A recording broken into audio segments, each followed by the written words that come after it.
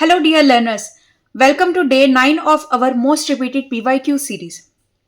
ये बहुत important series है आपके लिए क्योंकि इस सीरीज में हम चैप्टर वाइज देखते हैं कि हमारे प्रीवियस ईयर में किस तरह के क्वेश्चंस पूछे गए हैं और एक चैप्टर में जितने भी कॉन्सेप्ट बनते हैं उसके अकॉर्डिंग हर एक बेसिक कॉन्सेप्ट को क्लियर करते हुए जितने क्वेश्चंस उसमें बन सकते हैं सभी क्वेश्चंस को डिस्कस करते हैं।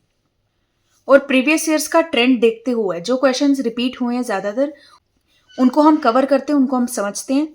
और यहाँ पे सिर्फ हम क्वेश्चंस को सॉल्व नहीं करते, साथ ही साथ मैं बताती हूँ कि क्वेश्चन को सॉल्व करना कैसे है, अप्रोच क्या लगेगी और इस क्वेश्चन के पीछे हमारा बेसिक कॉन्सेप्ट क्या है। तो अगर आप कोई चैप्टर पढ़ रहे हैं, उस चैप्टर में जो भी टॉपिक्स हैं उससे रिलेटेड जो भी PYQs आए हैं हमारे पास, उन सबको हम देखते हैं। फिर उस क्वेश्चन में क्या अप्रोच लगेगी और क्या बेसिक कॉन्सेप्ट है उसको डिस्कस करते हुए पूरे चैप्टर को कंप्लीट करते हैं। तो ये सीरीज आपके एग्जाम पॉइंट ऑफ व्यू से बहुत इंपॉर्टेंट है।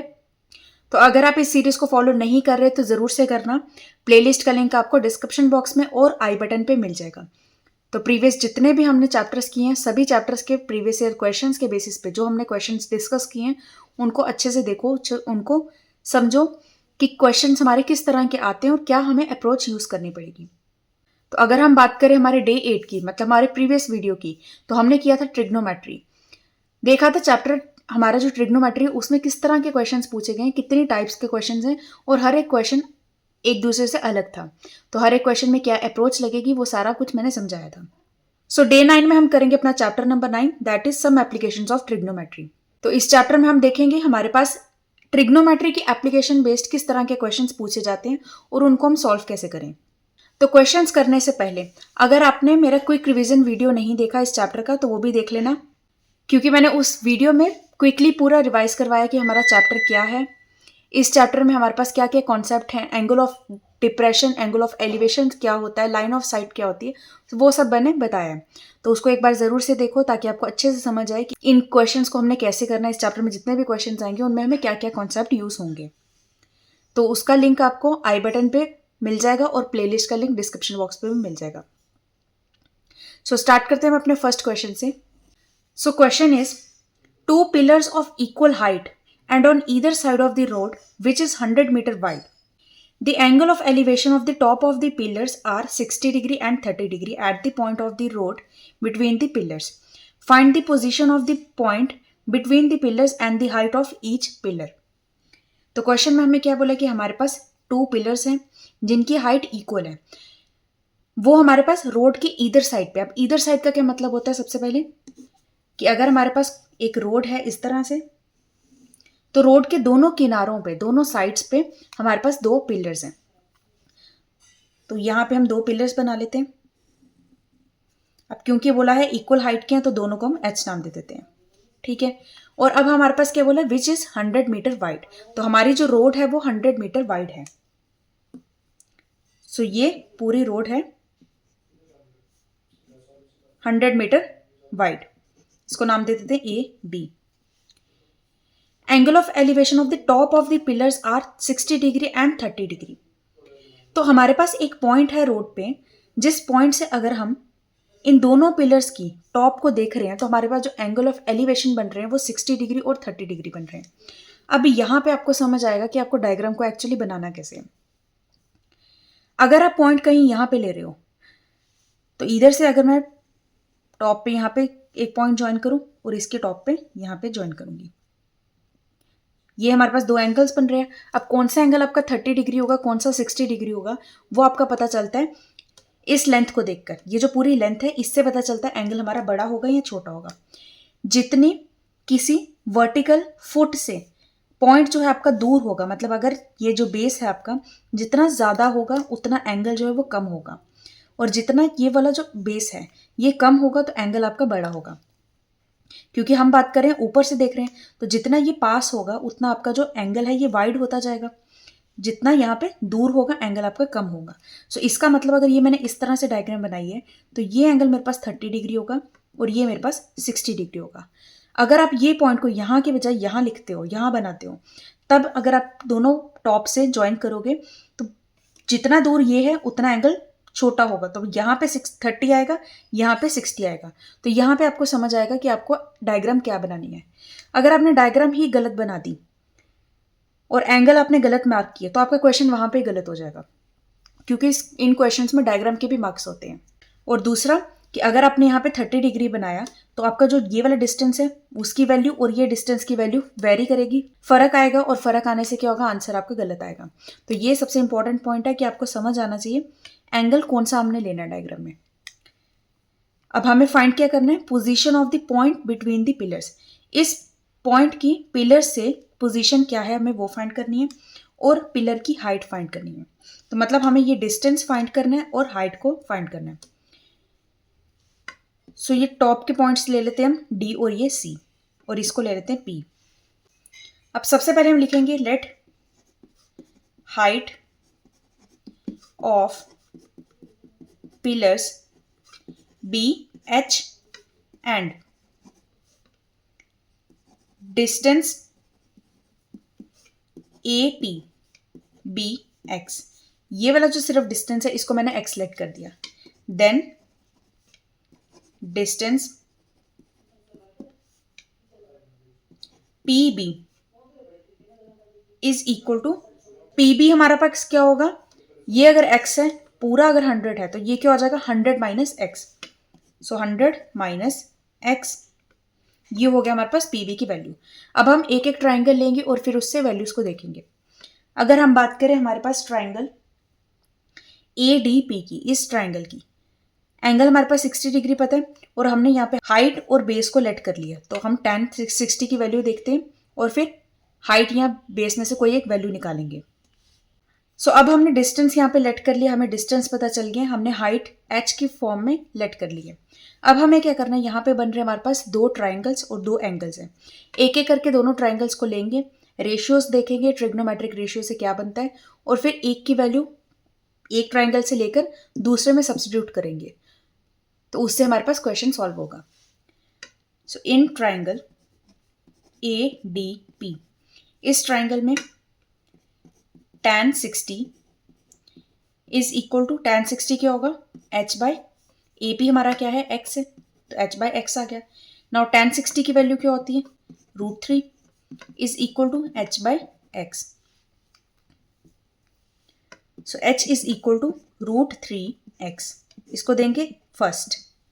अब दूसरा ट्राइंगल लेंगे पी सी बी,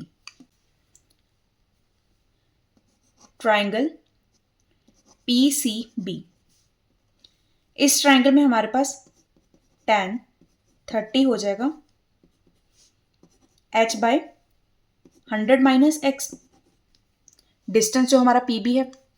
ठीक, अब 30 डिग्री की वैल्यू क्या होती है, tan 30 क्या होता है हमारा 1/√3 is equal to h by 100 minus x. So h की वैल्यू अब हम फर्स्ट से पुट करेंगे इसमें,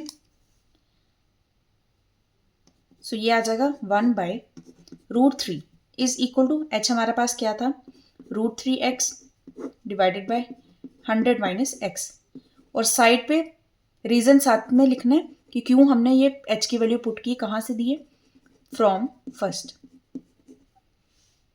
क्रॉस मल्टीप्लीकेशन करेंगे, 100 minus x is equal to √3 into √3 3x आ गया, ये x भी यहां पे जाएगा, माइनस का तो प्लस हो जाएगा। So 100 is equal to 4x, x is equal to 100/4 that is 25। So x की वैल्यू हमारे पास आ गई 25। Put x is equal to 25 in first. तो जब हम x की वैल्यू 25 को फर्स्ट में पुट करेंगे तो हमें h की वैल्यू मिल जाएगी, तो हमारे पास आ जाएगा h is equal to √3 into 25, h is equal to 25√3।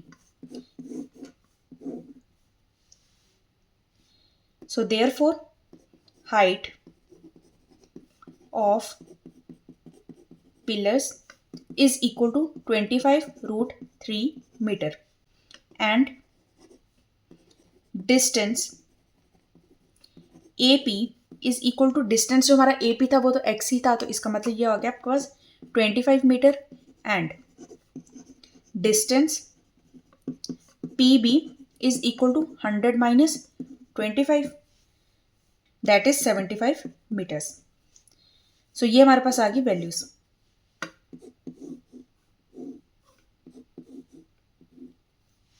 सो जब आपके पास आंसर फाइनल आ जाएगा तो इस तरह से बॉक्स बनाकर जरूर लिखना। और सेकंड थिंग कि जब आपके पास इस तरह के कोई क्वेश्चन आते हैं जहाँ पे एक से ज़्यादा वैल्यूज़ को निकालना है, हमने एक से ज़्यादा वैल्यूज़ फाइंड करने को बोला गया है, तो क्वेश्चन में ज़रूर मार्क करना कि आपको क्या क्या फाइंड करना है। क्योंकि होता क्या है कि हम हाफ क्वेश्चन कंप्लीट करेंगे और हमें लगेगा कि हमने कंप्लीट कर लिया है, लेकिन उसका सेकेंड पार्ट भी अभी हमारे पास रहता है। तो हमने जब एक्स की वैल्यू फाइंड की तो उसके बाद हमने एच की वैल्यू फाइंड की, तो अब एक्स से हमें डिस्टेंस ए पी और पी बी भी फाइंड करना था, तो तब जाके हमारा क्वेश्चन कंप्लीट होता है। सो ये बिल्कुल सिंपल सा क्वेश्चन था, बस इसमें यहाँ पे डायग्राम बनाना आपके लिए इंपॉर्टेंट था। आपको पता होना चाहिए कि एंगल आपको क्या लेना है, कब कहाँ पे हमारा एंगल छोटा आएगा, कहाँ पे बड़ा आएगा। सो नाउ देखेंगे second question. The angle of elevation of a jet plane from a point A on the ground is 60 degree. After a flight of 30 second the angle of elevation changes to 30 degree.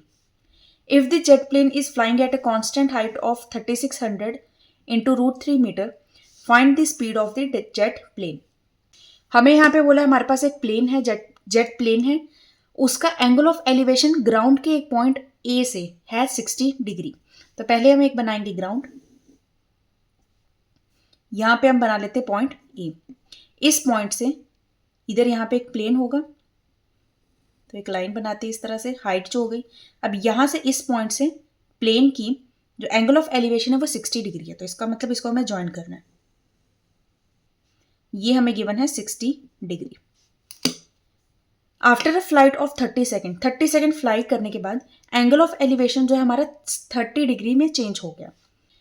अब आपको समझना है कि 30 degree में change हो गया मतलब angle जो है वो आपका रिड्यूस हुआ है।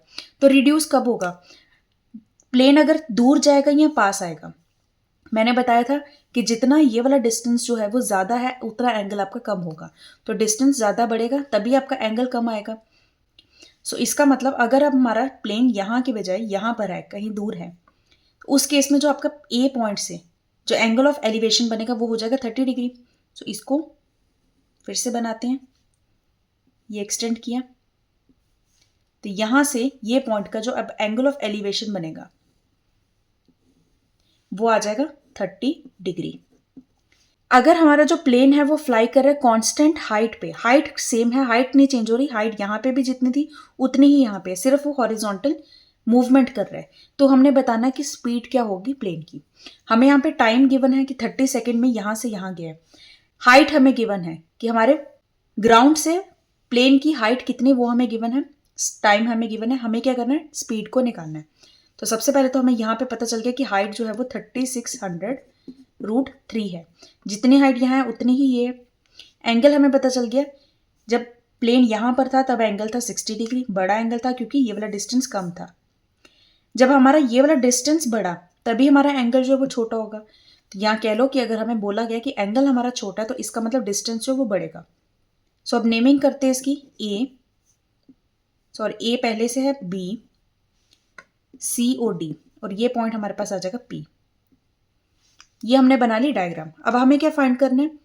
स्पीड फाइंड करनी है। तो स्पीड के लिए हमें पहले पता होना चाहिए कि ये डिस्टेंस कितना कवर किया है, तभी हम देखेंगे। क्योंकि हमें टाइम पता है तो हम डिस्टेंस अगर फाइंड कर लेंगे तो हमें स्पीड पता चल जाएगी। इसका मतलब हमें ये बी पी को फाइंड करना है।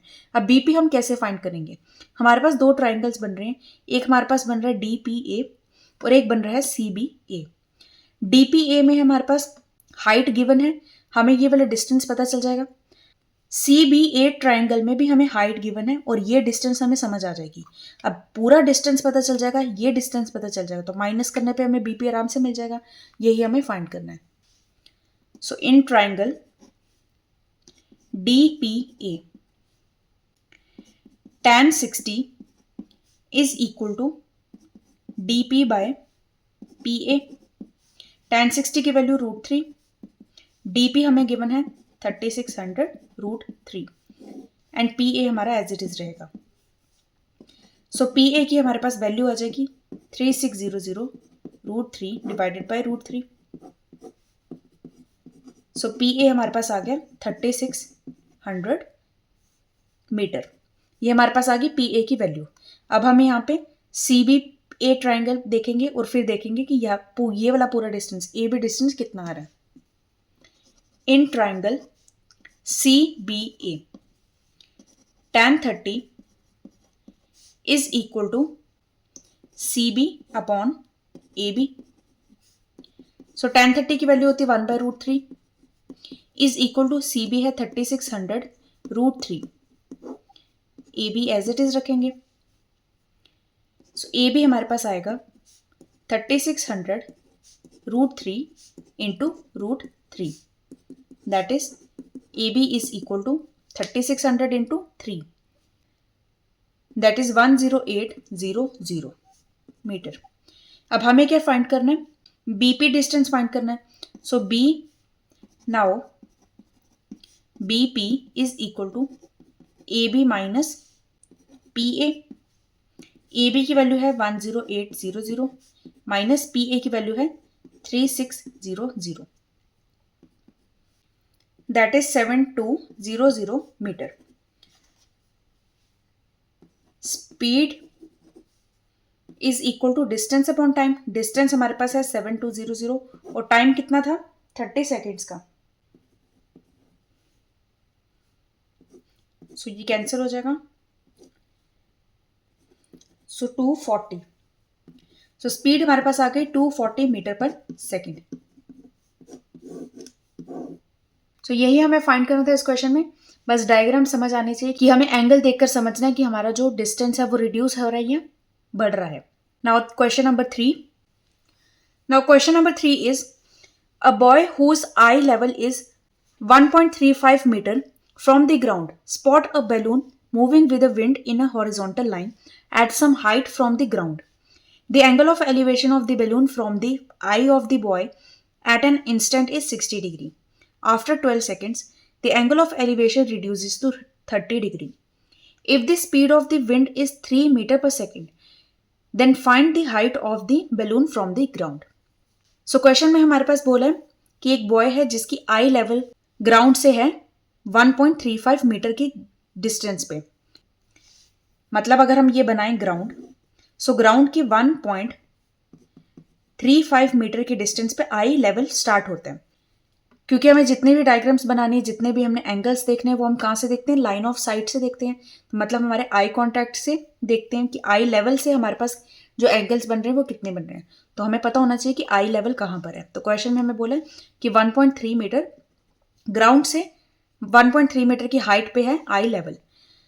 अब बॉय ने देखा है एक बलून जो है वो मूव कर रहा है हॉरिजॉन्टल लाइन में, विंड पे, हवा में एक हॉरिजॉन्टल लाइन में एक बलून मूव कर रहा है और उसकी कुछ हाइट है ग्राउंड से कुछ हाइट पे, ग्राउंड से कुछ ऊंचा एक बलून हमारा मूव कर रहा है। अब एक इंस्टेंट पे जब बॉय ने बलून को देखा तो एंगल ऑफ एलिवेशन जो है वो 60 डिग्री है। तो अगर हम बोले कि यहाँ पे हमारे पास एक बलून है तो इधर से इसने देखा होगा, तो जो हमारे पास एंगल ऑफ एलिवेशन है, एंगल ऑफ एलिवेशन कैसे बनता है, एंगल हमेशा कैसे बनता है, लाइन ऑफ साइट और हॉरिजॉन्टल लाइन के बीच में।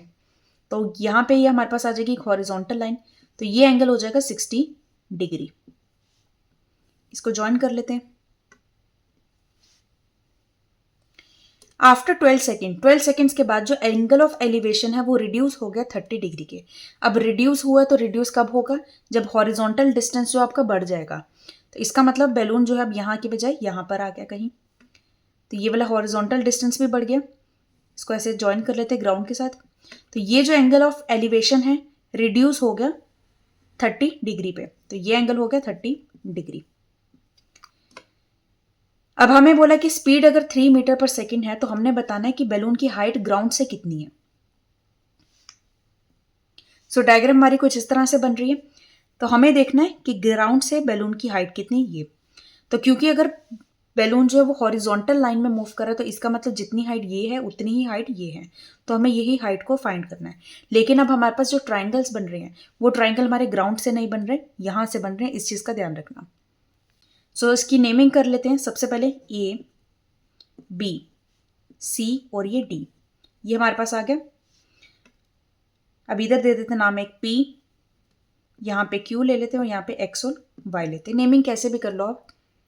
तो ये हमारे पास एक डायग्राम बन के, डायग्राम आई होप आपको अच्छे से समझ आए क्या किए। आई से हमने देखा कि लेवल जो है ग्राउंड का कितना है, 1.35 मीटर की दूरी पे है।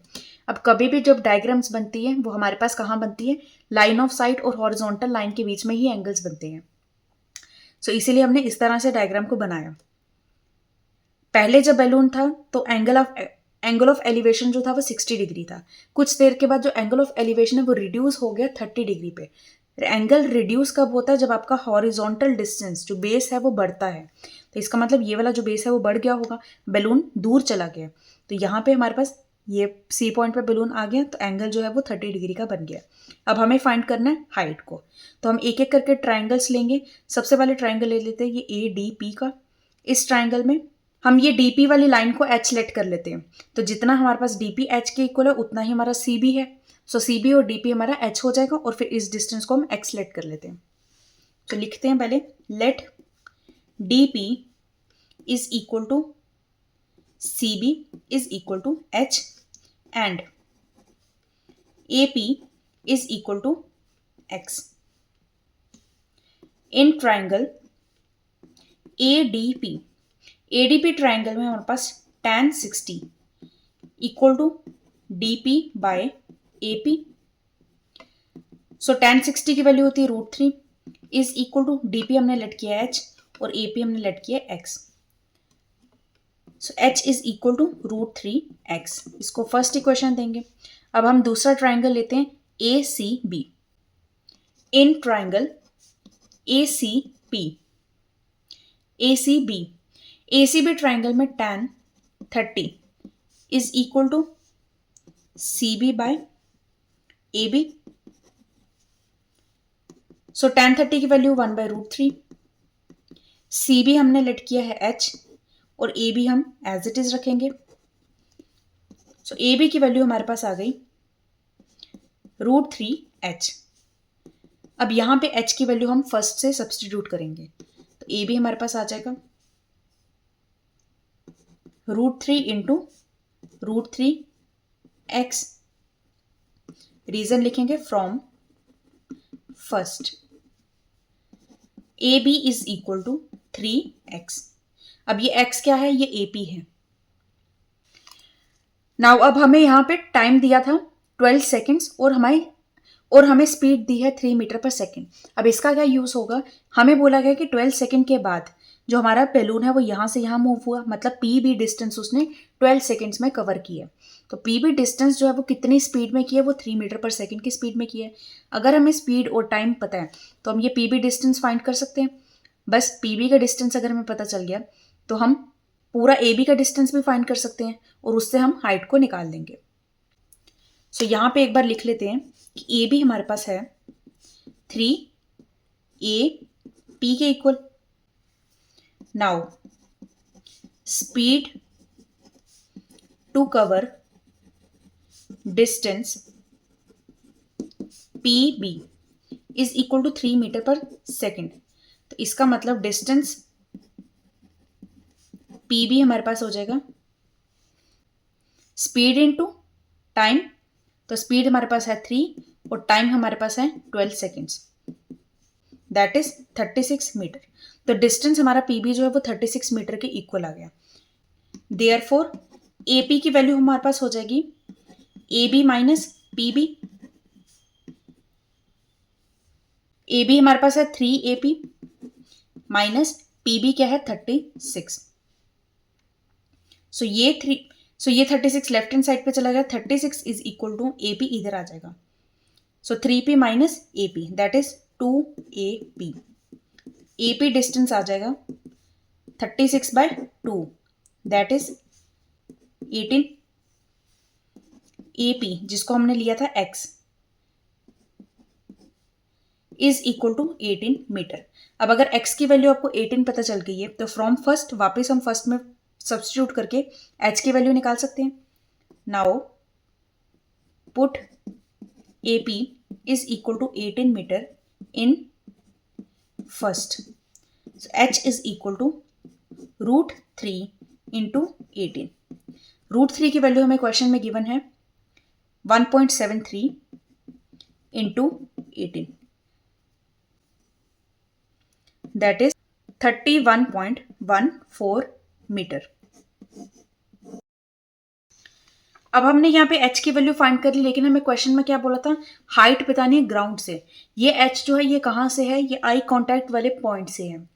मतलब ग्राउंड से अगर हम करेंगे तो इसमें हमें प्लस करना पड़ेगा 1.35 को भी। तो इसको जब हम प्लस करेंगे, so height of balloon from ground is equal to 31.14 plus 1.35, that is 32.49 metre. ये आएगा ग्राउंड से आपके पास हाइट की वैल्यू। तो इस तरह के क्वेश्चन जहां पर आपको बाद में फाइनल आंसर कुछ और मिलना है, इन क्वेश्चंस के लिए मैं आपको बोलूंगी जब भी आप क्वेश्चन स्टार्ट करते हो वहां पर ही मार्क कर लो क्वेश्चन पेपर में कि आपको वैल्यू एक्चुअली फाइंड क्या करनी है। आपको वैल्यू फाइंड करनी है h प्लस 1.35। फिर h की वैल्यू जब फाइंड करोगे उसमें हमें 1.35 को प्लस करना है। अगर आप ऐसा नहीं लिखोगे तो आप सिर्फ h करके आओगे और आपको लगेगा आपने क्वेश्चन पूरा सॉल्व कर लिया, लेकिन वो क्वेश्चन आपका इनकम्प्लीट होगा, मार्क्स आपको हाफ मिलेंगे। इसलिए इस तरह के क्वेश्चंस में जब भी क्वेश्चन स्टार्ट करना है जरूर से मार्क करो कि आपको एक्चुअली वैल्यू क्या फाइंड करनी है। So now question number 4, a ladder set against a wall at an angle 45 degree to the ground. If the foot of the ladder is pulled away from the ground through a distance of 4 meter, its top slides a distance of 3 meter down the wall, making an angle 30 degree with the ground. Find the final height of the top of tire ladder from the ground and the length of the ladder. हमें बोला है कि हमारे पास एक ladder है जो कि wall के अगेंस्ट है, 45 डिग्री का एंगल बना रही है ग्राउंड से। तो ये हम बनाएंगे एक वॉल, ये है ग्राउंड, तो एक लेडर है जो कि वॉल से एंगल बना रही है 45 डिग्री का। फिर बोला कि अगर हम लेडर का जो फुट है उसको पुल कर दें, पुल मतलब खींचेंगे, तो जब पुल करेंगे कितना, 4 मीटर की डिस्टेंस पे, तो मतलब यहां से लेकर 4 मीटर की डिस्टेंस, 4 मीटर यहां तक आके इसको पुल करेंगे तो लेडर अगर इतनी है, जब हमने ऐसे पुल किया तो ये वाला पोर्शन नीचे आएगा। तो वही बोला कि इसका जो टॉप है वो 3 मीटर डाउन जो है वो स्लाइड करेगा। तो लेडर ये इतने ही, लेडर का डिस्टेंस तो इतना ही है। तो अगर हमने जब पुल किया तो ये हमारे पास इस तरह से लेडर हो जाएगी। तो ये वाला डिस्टेंस जो है ये है 3 मीटर का, इतने ही नीचे आ गई है। और एंगल कितना बनाया अब, 30 डिग्री का। अब यहाँ पे वापस वही कॉन्सेप्ट है, जितना आपका जो बेस है, हॉरिजॉन्टल वैल्यू है, वो बढ़ेगी उतना आपका एंगल छोटा होगा। तो पहले यहाँ पे 45 थी, वैल्यू थोड़ी छोटी थी। फिर जब आपका एंगल कम हुआ, मतलब 45 से 30 डिग्री एंगल हुआ, तो आपका ये वाली वैल्यू जो है, बेस जो है वो आपका बढ़ गया। अब हमें क्या बोला कि हमने फाइंड करनी है height of the top of the tyre ladder from the ground. Ground से लेडर का जो टॉप है उसकी हाइट फाइंड करनी है और हमने लेडर की लेंथ भी फाइंड करनी है। तो सबसे पहले इसकी नेमिंग कर लेते हैं। इसको ए देंगे, ये बी है, सी, डी और पी। अब डी सी जो पॉइंट है इसको हम लेट कर लेते हैं, इसकी लेंथ जो है वो एच है और बी सी जो है हमारा वो एक्स है। तो ये हमने एक्स लेट कर लिए। अब अगर हम लेंगे triangle B P C triangle लेते हैं, तो in triangle BPC, tan 45 is equal to PC by BC. So tan 45 हमारा 1 होता है, 1 is equal to PC by BC.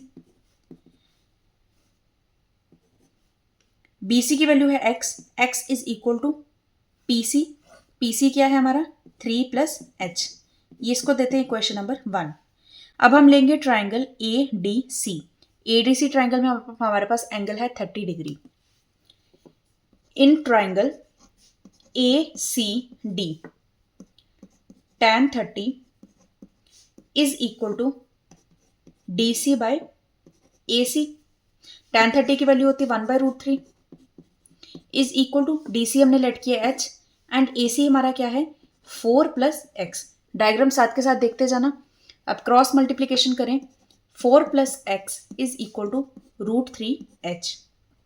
अब यहां पे हम x की वैल्यू फर्स्ट से सब्स्टिट्यूट करते हैं इसमें, तो हमारे पास आ जाएगा 4 plus x की जगह पे 3 plus h is equal to √3h।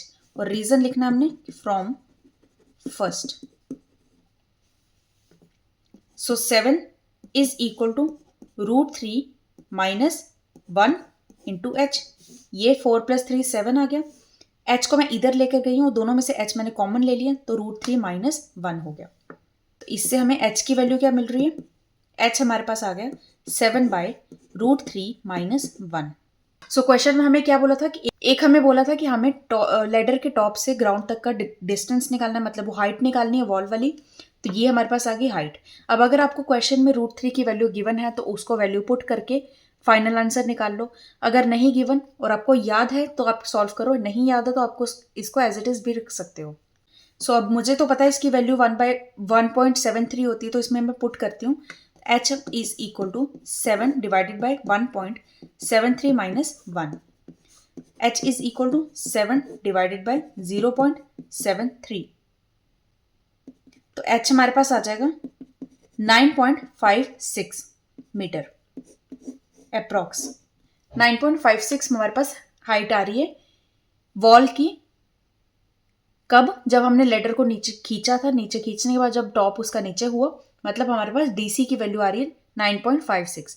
Second हमें क्या पूछा था कि हमें लेडर की लेंथ निकालनी है। लेडर की लेंथ मतलब हमारे पास हाइपोटेन्यूज, किसी भी ट्राइंगल का हाइपोटेन्यूज ले लो, लेंथ तो वही रहेगी। तो हाइपोटेन्यूज के लिए हम क्या करते हैं, हम लेते हैं साइन या फिर कॉस को। तो लेडर की हाइट के लिए मैं लूंगी ट्राइंगल BCP, क्योंकि मुझे x की वैल्यू फ्रॉम फर्स्ट मिल जाएगी। अगर मैं h की वैल्यू इसमें सब्स्टिट्यूट करूंगी तो मैं लेती हूं यहाँ पे cos को। So cos 45 degree is equal to base upon hypotenuse होता है। बेस हमारा है BC अपॉन हाइपोटेन्यूज है BP, जिसकी वैल्यू हमें फाइंड करनी है। नाउ cos 45 हमारे पास होता है 1/√2 इज इक्वल टू BC हमारे पास क्या है x, और x की वैल्यू हम फर्स्ट से अगर देखें तो वो क्या है 3 + h। h है हमारे पास है 9.56 divided by BP। So BP हमारे पास आ जाएगा 12.56 डिवाइडेड बाय इंटू √2। अब √2 की अगर वैल्यू पता है तो आप पुट कर लो, नहीं पता तो आप इसको आंसर को एज इट इज भी रख सकते हो। सो BP इज इक्वल टू 12.56 √2, इस तरह से भी लिख सकते हो और इसको मीटर में लिखना। तो ये हमारे पास आ जाएगी लेंथ ऑफ लेडर। तो ये जो आपका चैप्टर है इसके क्वेश्चंस आपके इजी ही होते हैं, सिर्फ आपको डायग्राम बनाने आनी चाहिए।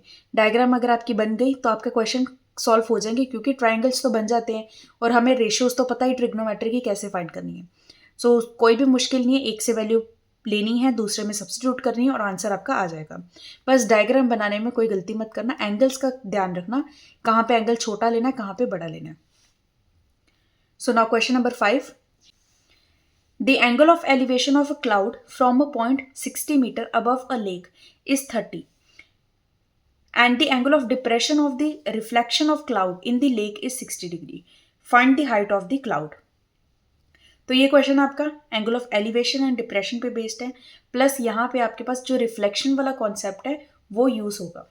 तो क्वेश्चन में हमें क्या बोला है कि हमारे पास क्लाउड का एंगल ऑफ एलिवेशन अगर हम लेक के 60 मीटर अबव की हाइट पे देखें, लेक से 60 मीटर ऊपर देखें, तो एंगल ऑफ एलिवेशन जो है क्लाउड का किसी पॉइंट से वो है 30 डिग्री। और इसी क्लाउड की जब आप रिफ्लेक्शन देखते हो लेक में तो एंगल ऑफ डिप्रेशन जो वो 60 डिग्री है। हमें क्लाउड की हाइट निकालनी है। अब पहले इसकी डायग्राम समझो, फिर उसको क्वेश्चन को करते हैं। तो सबसे पहले तो हम एक लेक का ग्राउंड बनाते हैं, मतलब लेक का एक सरफेस बनाते हैं, इसको देते हैं नाम AB। अब हमें बोला कि 60 मीटर की अबव, मतलब लेक से 60 मीटर ऊपर, फिर हमने देखना है कि क्लाउड कहाँ पर है। तो ए पॉइंट से हम 60 मीटर का डिस्टेंस ले लेते हैं, ये है हमारे पास 60 मीटर। इस पॉइंट से एंगल ऑफ एलिवेशन जो है क्लाउड का वो है 30 डिग्री इस पॉइंट से। तो अगर हम यहाँ पे ले रहे हैं क्लाउड, तो ये वाला जो एंगल ऑफ एलिवेशन है ये है आपके पास 30 डिग्री। तो इसके लिए एक हॉरिजॉन्टल लाइन बनानी पड़ेगी और ये एंगल आपके पास आ गया 30 डिग्री। तो समझना, ग्राउंड से 60 मीटर की पॉइंट पे बोला है, अबव अ लेक है ना, लेक के ऊपर एक पॉइंट है 60 मीटर जो कि लेक के ऊपर है। 60 मीटर के पॉइंट से हमने देखा है एंगल ऑफ एलिवेशन जो है क्लाउड का वो है 30 डिग्री। तो मतलब क्लाउड हमारे पास यहाँ पे, इसको नाम देते हैं C। अब इसको ज्वाइन कर लेते हैं। अब इसी क्लाउड की एक रिफ्लेक्शन हो रही है हमारे लेक के अंदर। इसी पॉइंट से जब आप उस रिफ्लेक्शन को देखते हो तो एंगल ऑफ डिप्रेशन जो है वो 60 डिग्री बनता है। तो सबसे पहले तो अगर ये वाला डिस्टेंस 60 है, क्योंकि ये 60 है तो ये भी 60 होगा, तो इसको मैं देती हूँ ये भी 60 है। ये वाले डिस्टेंस को यहाँ पे इसको डी पॉइंट ले लेते हैं, सी डी जो है हमारा इसको एच लेट कर लेते हैं। तो जितना डिस्टेंस यहाँ से लेक तक का उतना ही डिस्टेंस यहाँ पर होगा, तब आपकी रिफ्लेक्शन बनेगी। इस तरह से एक लाइन हॉरिजॉन्टल लेते हैं, यहाँ पर आपके पास इस सी पॉइंट की रिफ्लेक्शन है तो इसको नाम देंगे सी डैश, ठीक है। और इसका जो डिस्टेंस है, इसका जो लेंथ है, इसकी जो हाइट है वो कितनी है, जितनी यहां से लेकर यहां तक पॉइंट की है, मतलब 60 प्लस एच, ये है पूरी इसकी डिस्टेंस।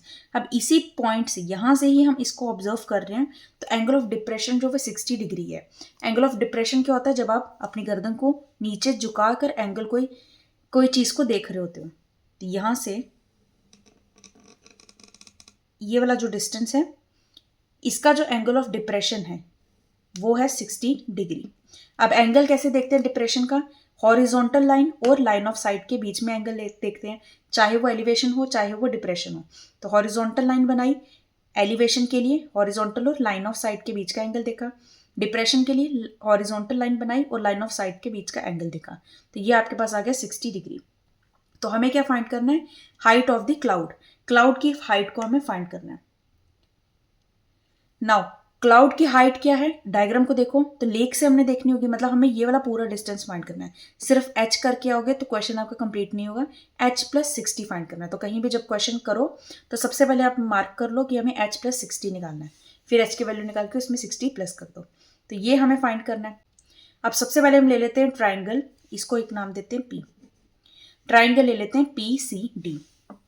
इन triangle P C D, PCD triangle में tan 30 is equal to C D by P D.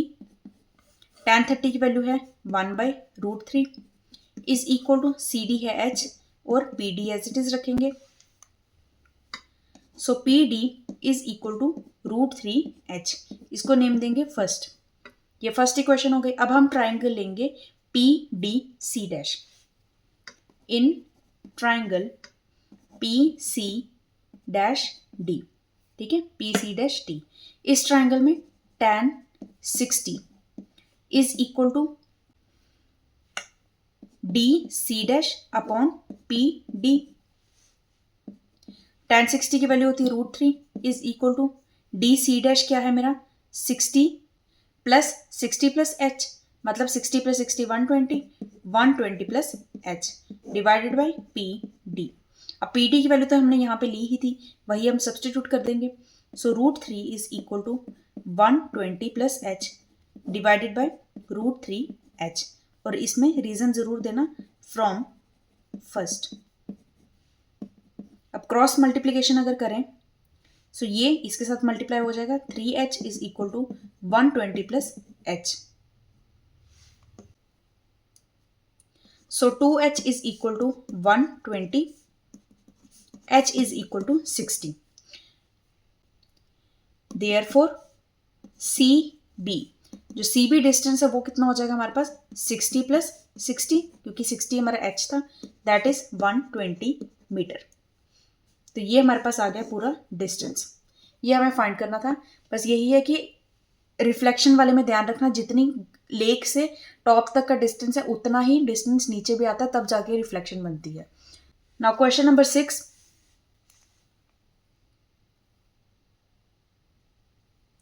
a man on a cliff observes a boat at an angle of depression of 30 degree which is approaching the shore at the point immediately beneath the observer with a uniform speed. 6 minutes later, the angle of depression of the boat is found to be 60 degree. Find the time taken by the boat from here to reach the shore. हमें बोला है कि एक man है जो कि Cliff पर है। क्लिफ क्या होती है, कोई भी सी या लेक है, उसके किनारे पे जो हमारे पास माउंटेन टाइप होता है, बड़ा सा जो पत्थर हो गया, उसको हम बोलते हैं क्लिफ। तो क्लिफ पर एक मैन जो है ऑब्जर्व कर रहा है कि एक बोट है अब मैन ऊपर है, टॉप पर है, क्लिफ पर है, अगर वो बोट को ऑब्जर्व कर रहा है तो एंगल ऑफ डिप्रेशन ही बनेगा, नीचे ही देख रहा है, तो एंगल ऑफ डिप्रेशन था 30 डिग्री का। और वो जो बोट है वो शोर की तरफ ही आ रही है, किनारे की तरफ आ रही है, मतलब मैन की तरफ अप्रोच कर रही है। तो जब अप्रोच कर रही है तो कुछ देर के बाद 6 मिनट्स के बाद जो एंगल ऑफ डिप्रेशन था वो 60 डिग्री बन गया। अब सोचने वाली बात है कि अगर हमारे पास ये ग्राउंड है, ग्राउंड मतलब वाटर या कोई भी, यहाँ पे अगर ये मेरे पास क्लिफ है, स्ट्रेट लाइन बनानी थी, यहां से अगर किसी बोट को ऑब्जर्व किया तो एंगल ऑफ डिप्रेशन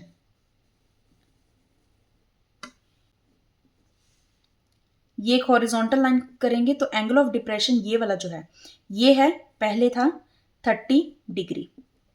अब 30 डिग्री से क्योंकि बोट जो है वो इधर से इधर आ रही है, पास आ रही है, तो एंगल जो है वो बढ़ेगा। मैंने बताया था हॉरिजॉन्टल डिस्टेंस जितना ज़्यादा होगा एंगल छोटा होगा, हॉरिजॉन्टल डिस्टेंस जितना कम होगा एंगल बड़ा होगा। अब 30 से 60 हो रहा है, इसका मतलब हॉरिजॉन्टल डिस्टेंस कम हो रहा है। तो अब बोट अगर यहाँ पर पहुँच गई तो यहाँ से अगर हम देखें एंगल ऑफ डिप्रेशन, तो ये वाला जो एंगल ऑफ डिप्रेशन है ये पूरा का पूरा आ रहा है 60 डिग्री। तो ये यहां से लेके यहां तक का डिस्टेंस कितनी देर में कवर किया, 6 मिनट्स में डिस्टेंस कवर किया है। तो हमने बताना है कि कितना टाइम लगा होगा बोट को इस पॉइंट से यहां पर आने के लिए, क्योंकि स्पीड जो है वो यूनिफॉर्म स्पीड है। अब सबसे पहले इसको नेम देंगे ए, बी, सी एंड ये डी। अगर ये वाला एंगल आपका 30 है तो ऑल्टरनेट एंगल्स के कारण ये भी 30 हो जाएगा। अगर ये पूरा 60 है तो ये पूरा का पूरा 60 आ जाएगा। अब सबसे पहले हम लेट कर लेते हैं कि बोट की जो स्पीड है वो x मीटर पर सेकेंड है। तो let speed of boat be x metre per second. तो डिस्टेंस जो है यहां से यहां तक ए बी डिस्टेंस, तो डिस्टेंस ए बी हो जाएगा स्पीड इनटू टाइम, क्योंकि यहां से यहां तक आने के लिए टाइम कितना लगा है, 6 मिनट्स का लगा है। सो डिस्टेंस हमारे पास हो जाएगा 6x मीटर। ठीक है, अब अगर हम लेट करते हैं कि हमारे पास बी पॉइंट से सी पॉइंट आने का टाइम जो है वो टी टाइम है, तो हमारे पास ये बी सी डिस्टेंस कितना हो जाएगा, let time taken to cover B C point को कवर करने में टाइम जो है वो लगा रहेगा टी। तो डिस्टेंस कितना हो जाएगा, distance B C is equal to speed into time. Speed तो कांस्टेंट है, यूनिफॉर्म है, तो वह एक्स ही रहेगी, तो ये आ जाएगा आपके पास एक्स टी। ये हमने क्यों किया, क्योंकि हमें जो डिस्टेंस है ए बी और बी सी एक्स और टी की टर्म्स में चाहिए था, क्योंकि हमें एक्स और टी में हमें टाइम ही निकालना है, तो उसके लिए हमारे पास इसी टर्म्स में अगर वैल्यूज हो तो ज़्यादा अच्छा रहेगा, तो इसीलिए हमने ऐसे किया। अब एक एक ट्राइंगल लेते हैं। सबसे पहले ट्राइंगल लेंगे डी बी सी ट्राइंगल में इसको और इसको देखेंगे, देन हम ट्राइंगल लेंगे ए डी सी और फिर हम देखेंगे वैल्यू हमारे पास क्या बन रही है। In triangle D B C tan 60 is equal to D C upon B C. tan 60 की वैल्यू होती है √3 is equal to D C as it is रखेंगे, बी सी की वैल्यू हमारे पास थी x t, so D C हमारे पास आ जाएगा √3 एक्स टी। इसको फर्स्ट इक्वेशन देते हैं। इन ट्राइंगल, अब कौन सा ट्राइंगल लेंगे, A D C tan 30 is equal to D C upon A C. tan 30 की value 1/√3, D C as it is रहेगा। ए सी की वैल्यू क्या है, ए सी हमारा है A B plus B C, A B plus B C. A B का distance भी हमने लेट किया है, बी सी का डिस्टेंस भी हमने लेट किया, so 1/√3 is equal to D C by A B हमारे पास था 6x प्लस बी सी हमारे पास है एक्स टी, तो 1/√3 is equal to D C की वैल्यू भी इसमें से पुट कर देते हैं, √3 xt डिवाइडेड बाय, दोनों में से x कॉमन लेंगे, 6 प्लस टी, ये x और x कैंसिल हो गया और यहाँ पे लिखना है कि फ्रॉम फर्स्ट से हमने वैल्यू ली है। अब क्रॉस मल्टीप्लीकेशन करेंगे, 6 plus t is equal to ये रूट थ्री आ जाएगा 3t। So 6 is equal to ये 3 यहाँ माइनस होगा 2t। t की वैल्यू आ गई 6/2 दैट इज 3। सो ये हमारे पास आ गया 3 मिनट। क्योंकि जो हमारे पास पहली वैल्यू गिवन थी वो भी हमारे पास मिनट्स में गिवन थी, इसलिए ये आंसर भी मिनट में आया। तो टाइम हमारे पास आ गया 3 मिनट्स। तो ये सिंपल सा क्वेश्चन था, बस डायग्राम वही जैसे मैंने बोला कि डायग्राम बनानी आनी चाहिए। और यहाँ पे क्योंकि हमारे पास डिस्टेंस स्पीड की बात थी तो हमने पहले ही उसको लेट कर लिया। आप चाहो तो उसको लेट ना करके सिंपल एज इट इज भी सॉल्व कर सकते हो, जो भी वैल्यू है ए बी बी सी करके पूरा, और फिर बाद में भी स्पीड और डिस्टेंस को लेट करके क्वेश्चन को सॉल्व कर सकते हो। लेकिन अच्छा यही है कि अगर आप पहले ही वेरिएबल्स की फॉर्म में क्वेश्चन को पूरा सॉल्व करो तो। Now question number 7, from a point on a bridge across a river the angle of depression of the banks on opposite side of the river are 30 degree and 45 degree. If the bridge is at a height of 8 metre from the banks then find the width of the river. हमें बोला कि एक bridge के point से अगर हम नीचे कोई रिवर को देखते हैं तो एंगल ऑफ डिप्रेशन जो है रिवर के दोनों साइड्स का वो हमारे पास आता है 30 डिग्री एंड 45 डिग्री। मतलब यहाँ पे एक ब्रिज है, इस ब्रिज के किसी पॉइंट से अगर हम रिवर को देखते हैं तो ये हमारे पास एक रिवर है, तो पॉइंट से रिवर के दोनों एंड्स को देखते हैं, दोनों साइड्स को देखते हैं, तो एंगल ऑफ डिप्रेशन जो है ये और ये इस तरह से, तो एंगल ऑफ डिप्रेशन जो है वो बन रहा है हमारे पास 45 डिग्री एंड 30 डिग्री। ये हमारे पास एंगल ऑफ डिप्रेशन बन रहे हैं। अब हमें बोला कि अगर जो ब्रिज है वो 8 मीटर हाइट पे है बैंक से, मतलब अगर ये वाला डिस्टेंस 8 मीटर है तो हमें बताना है कि ये रिवर की विड्थ कितनी है, ये वाली डिस्टेंस कितनी है। तो इसको नेम देते हैं ए, ये बी है, सी और इसको डी दे देते हैं। तो हमें निकालना है बी सी की वैल्यू। अब अगर ये एंगल 45 है तो ये भी 45 होगा, ये अगर 30 है तो ये भी 30 होगा। सो इन ट्राइंगल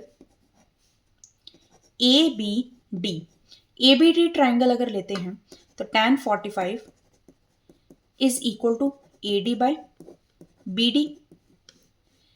tan 45 1 के इक्वल होता है, ए डी की वैल्यू हमें 8 गिवन है, is divided by B D. So B D हमारे पास आ गया 8 मीटर, बी डी की वैल्यू तो 8 मीटर आ भी गई। अब हम लेंगे triangle A D C. In triangle A D C tan 30 is equal to A D by D C. tan 30 की वैल्यू है 1/√3, ए डी हमारे पास है 8 एंड डी सी की वैल्यू हमें फाइंड करनी है। सो डी सी हमारे पास आ जाएगा 8√3। हमें फाइंड करना है बी सी, तो बी सी क्या है B D plus D C. So B C is equal to B D plus D C that is 6 plus 8√3। अब आपको वैल्यू अगर पता है √3 की तो उसको पुट करके सिंपल क्वेश्चन को सॉल्व कर देना, नहीं तो अगर आपको क्वेश्चन में नहीं गिवन तो आप उसको एज इट इज भी छोड़ सकते हो। तो यहाँ पर 6 plus 8 into 1.73 that is equal to 21.84 metre. तो ये हमारे पास आ गया रिवर की width.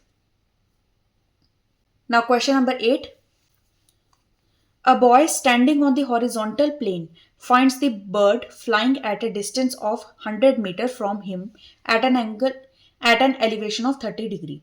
A girl standing on the roof of a 20-meter high building finds the elevation of the same bird to be 45 degree. The boy and the girl are on the opposite sides of the bird. Find the distance of the bird from the girl. Interesting question है।